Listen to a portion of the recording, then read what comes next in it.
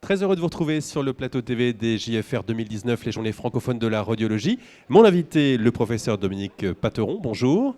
Vous êtes le chef de pôle des urgences à l'hôpital Saint-Antoine. Oui. Avec vous, on va parler d'une galère. En tout cas, les radiologues et les urgentistes sont embarqués dans la même galère en matière de continuité des soins. Quelles sont les racines de cette galère, professeur ? Alors je crois que la galère existe, c'est vrai, que ces difficultés sont liées d'une part à des difficultés de recrutement, de façon assez basique, à savoir qu'il est difficile aujourd'hui de trouver des radiologues et de trouver des urgentistes pour assurer les postes dans l'hôpital public. Mais je crois aussi qu'au-delà de ça, qui peut être corrigé, il y a une différence en termes d'histoire et de culture. Notre histoire et notre culture chez les urgentistes est différente de celle des radiologues pour assurer cette continuité.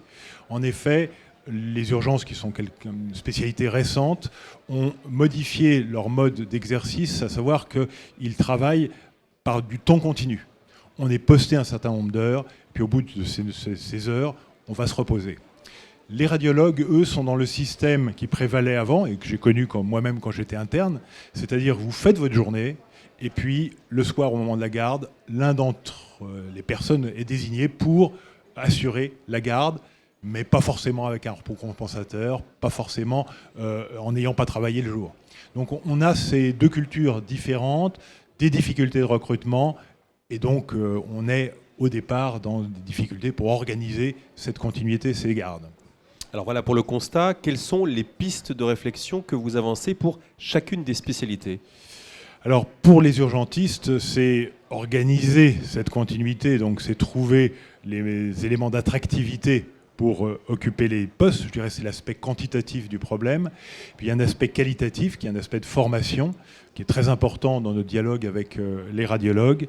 Et en termes de formation, évidemment, on doit faire référence à la création de la spécialité de médecine d'urgence.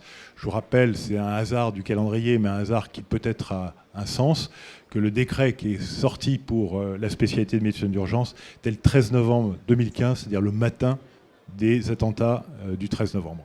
Voilà, mais c'est un hasard finalement qui a une certaine force significative.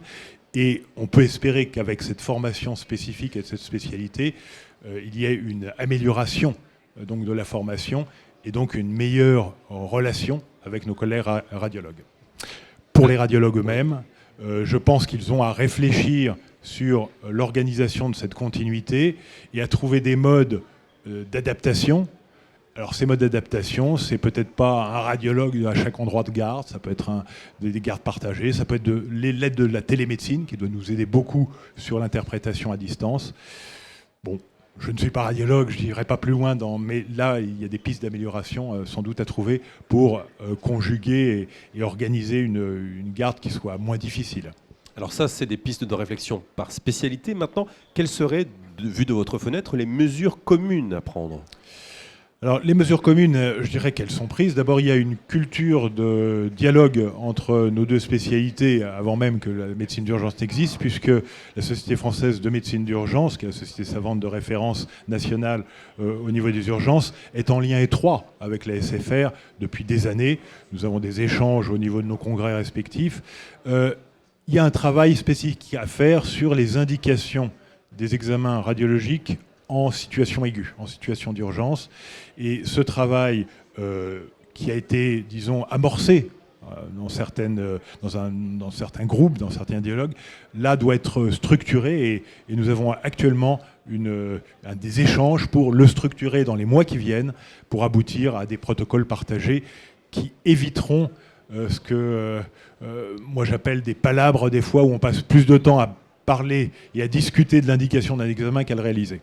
Voilà. Est-ce que justement cette culture du dialogue est favorisée par les JFR ? C'est un lieu propice pour échanger ? Je trouve que les JFR, c'est l'exemple même des journées qui nous permettent d'organiser ce dialogue, de créer les groupes de travail, les groupes de travail, et donc d'avoir ces échanges. C'est, je dirais, le moment privilégié de ces échanges avec leur réciproque lorsque la médecine d'urgence organise ces journées. Merci beaucoup, professeur Pateron, d'avoir échangé sur cette thématique et à très bientôt sur le plateau TV des JFR 2019.